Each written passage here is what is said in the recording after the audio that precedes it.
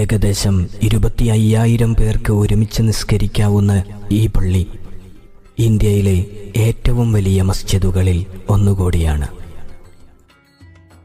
ഡൽഹി ജുമാ മസ്ജിദ് മുസ്ലിം ഇന്ത്യയുടെ ചരിത്രത്തിൽ അതുല്യമായ പദവിയിലുള്ള ഒരു മതപരമായ അടയാളം കൂടിയാണ്.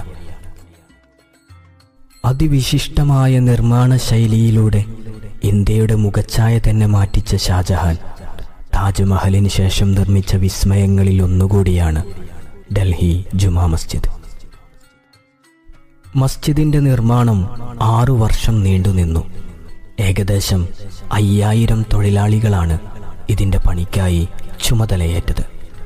നിർമ്മാണ ചിലവ് അന്നത്തെ കാലത്തെ കണക്കുകൾ പ്രകാരം അന്നത്തെ 10 ലക്ഷം രൂപയിൽ അധികമായി.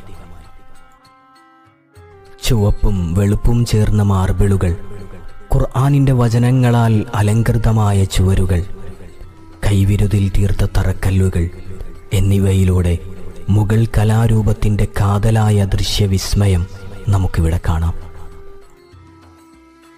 മസ്ജിദിന്റെ മിനാരങ്ങൾ 40 മീറ്ററിലധികം ഉയരത്തിലാണ് സ്ഥിതി ചെയ്യുന്നത്.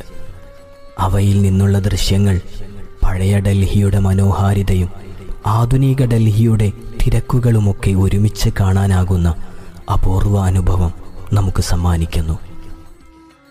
ബ്രിട്ടീഷ് ഭരണകാലത്ത് ഈ പള്ളി നശിപ്പിക്കപ്പെടാനിരുന്നുവെങ്കിലും വിശ്വാസികളുടെ പ്രതിഷേധം അതിനെ രക്ഷിച്ചു.